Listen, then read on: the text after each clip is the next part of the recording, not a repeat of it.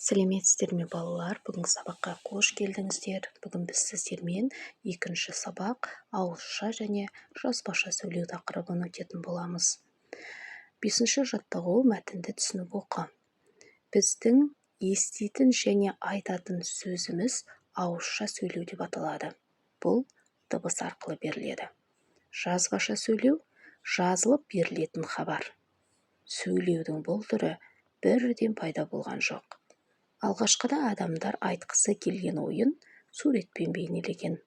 Мұндай суреттер ескі үңгір қабырғалары мен тастарда сақталған. Қазір жазу үшін әріптер және басқа да түрлі таңбалар пайдаланылады.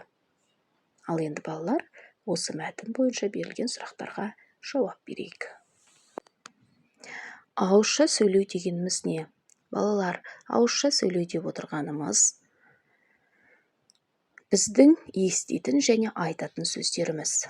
Екінші сұрақ, жазбаша сөйлеуші. Жазбаша сөйлеу жазылып берілетін хабар. Ал енді балалар, 3-ші, 4-ші сұрақтарды өзіміз жалғастырып көрейік.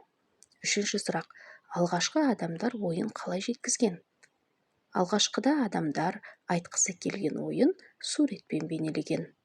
4-ші сұрақ, қазір жазу үшін нелер пайдаланылады?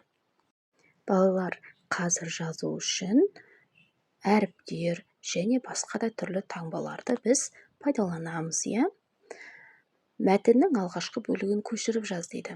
Балалар, мәтіннің алғашқы бөлігі біздің еститін және айтатын сөзіміз ауызша сөйлеу деп аталады деген сөйлемі.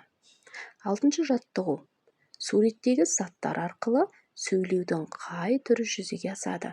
Сыныптас досыңмен бірге талқыла дейді.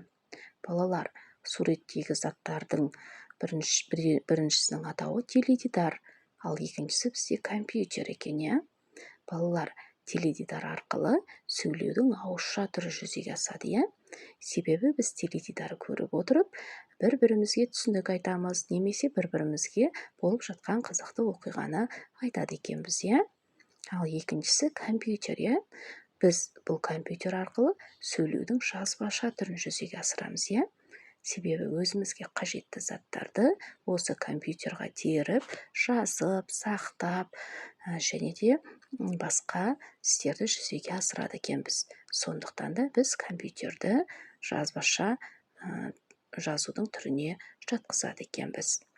Келесі біздегі компьютермен жұмыс істеу нұсқаулығын толықтырып жаз дейді.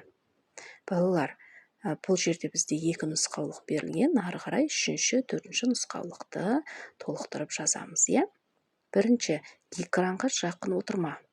Екінші, қисаймай тік отыр. 3-шіні біз былай жалғастырсақ болады екен, балалар. Электр жабдықтарын су қолымен ұстама. Ал 4-ші, көзді демалдыру жаттығуын жаса дейді. Мінекей балалар, сіздер де компьютер алдына отырғанда үнемі осы нұсқаулықты сақтап отырсаңыздар, қателеспейсіздер. Шығармашылық үзіліс. 7-ші жаттығу, жұмбақтар мен шешуіндегі заттарды сәйкестендір. 1-ші жұмбақ, сөзі дана, үні жоқ, сөйлемейді, тілі жоқ. Қолыңа алсаң шешен, ақылы асқан көсем. Бұл жұмбақтың шешуі, балалар, кітап екен. Әрі шешен, әрі әнші, әрі күйші, әр үйде бар тапқышым, қане білші. Бұл жұмбақтың шешуі радио. Өздерің қимыл мен ишара арқылы жұмбақ жасырып көріңдер. Жұмбақтардың шешуіндегі сөздер сөйлеудің қай түріне жататынын анықта. Бұл сөздермен 2 сөйлем құрап жаз дейді.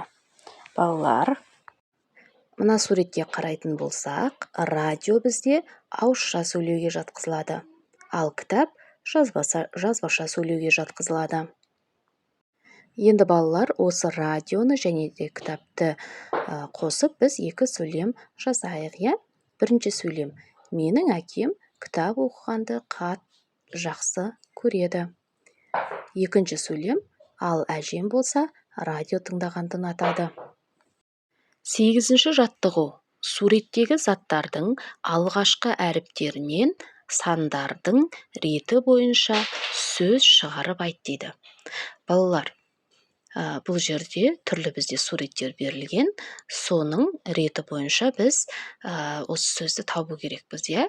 Ол үшін біз бұл жаңағы суреттегі заттардың атауын жазып алайық, иә? Бірінші суретте жүзім, екінші сурет алма, үшінші сурет зымыран, төртінші сурет балық, бесінші сурет алмұрт, алтыншы сурет шана, жетінші суретте ананас. Енді осы сөздердің алғашқы әріптерін алсақ, бізде жазбаша деген сөз шығады екен. Енді бізге балалар мынандай тапсырма беріліпті. Ауызша сөзін осы тәрізді суреттердің көмегімен құрастырып көр дейді. Балалар, ол үшін біз сурет салмай, осылай сөздердің атауын жазып алдық. Бірінші анар, уық, ыдыс, зымыран, шам, айна. Мінекей балалар, осы сөздердің бастапқы әріптерін алсақ, бізде ауызша деген сөз шығады. Осымен балалар, біздің бүгінгі сабағымыз аяқталды. Сабақ сіздерге түсінікті болды, әрі ұнады деген ойдамын. Егер де сабақ түсінікті болса, лайк басып, сұрақтарыңыз болса комментарий бөліміне жаза өтіңіздер. Міндетті түрде жауап қайтарамын. Каналға тіркелуді ұмытпаңыздар. Сау болыңыздар.